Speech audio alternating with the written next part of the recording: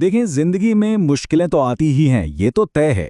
लेकिन सवाल ये है कि जब वो आएं तो उनका सामना कैसे किया जाए।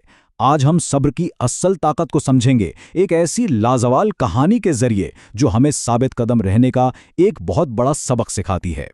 और ये बात कितनी सच्ची है ना। हम सब जिंदगी में किसी ना किसी मोड़ पर मुश्किल वक्त से गुजरते ही हैं, लेकिन कामयाबी का जो राज है ना, वो मुश्किल में नहीं बल्कि उस मुश्किल के दौरान हमारे रद्द-ए-अमल में छुपा होता है। तो चलें अपनी कहानी का आगाज करते हैं। ये कहानी है एक अजीम हस्ती की, हजरत अय्यूब अलैहिस्सलाम की। वो अल्लाह के एक बहुत नेक नबी थे और उनकी जिंदगी सब्र और ईमान की एक ऐसी जबरदस्त मिसाल बनी जो आज भी हमारे लिए एक रोशनी की तरह है। अब जरा सोचें कि उनकी आजमाइश कैसी थी। एक के बाद एक मुसीबत, उनका जिस्म एक लंबी तकलीफदेह बीमारी में मुब्तला हो गया। जो कुछ उनके पास था, मालो दौलत, सब कुछ खत्म हो गया। और सिर्फ यही नहीं, हर तरफ से मुश्किलात ने जैसे उन्हें घेर लिया हो। सच पूछे तो ये एक ऐसी सूरत हाल थी जिसमें कोई भी हिम्मत हार सकता है। लेकिन यहीं से कहानी का सबसे अहम हिस्सा शुरू होता है, क्योंकि असल चीज़ मुश्किल नहीं होती, असल चीज़ होती है उस मुश्किल पर हमारा रद्द-ए-अमल। और यहीं हमें सब्र की जो असल ताकत है ना, वो नजर आती है। तो देखें, यहाँ दो बिल्कुल अलग तस्वीरें हैं। एक तरफ क्या है? आजमाइश का तूफान, बीमारी है, सख्ती है, सब कुछ छिन गया है। और दूसरी तरफ हज़रत अय्यूब का रद्द-ए-अमल, सब्र, शुक्र, अल्लाह पर मुकम्मल भरोसा और मुसलसल दुआ। ये हमें क्या सिखाता है? यही कि हालात शायद हमारे कंट्रोल में ना हो, लेकिन हमारा रवैया वो हमेशा हमारा अपना इंतखाब होता है। तो सवाल ये पैदा होता है कि इतना गैर मामूली सब्र आया कहाँ से? आखिर इतनी हिम्मत कैसे मिली? उनकी ताकत का जो असल सोर्स था ना, वो दो चीजें थीं। एक मुसलसल दुआ और दूसरा अल्लाह के मंसूबे पर पुख्ता यकीन। और ये कोई मामूली बात नहीं है।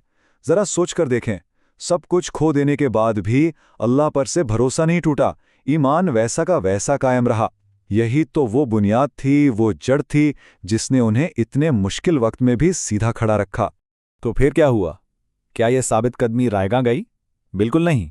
आखिरकार इसका जवाब आया और अब कहानी एक ऐसे मोड़ पर आती है जहां उम्मीद और सुकून की रोशनी दिखाई देती है। तो ये जो राहत का रास्ता था, ये खुला कैसे? देखें, इसकी एक तरतीब है। सबसे पहले था सब्र। इसी सब्र ने दुआ में जान डाली। फिर वो दुआ अल्लाह की बारगाह में कबूल हुई, और जब दुआ कबूल हुई तो उसका नतीजा इनाम की शक्ल में सामने आया।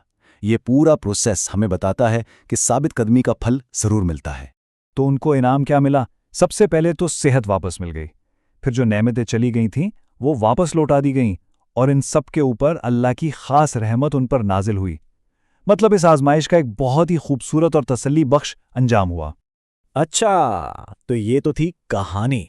अब जरा इस कहानी से निकलकर इसके पीछे छुपे हुए सबक को समझने की कोशिश करते हैं।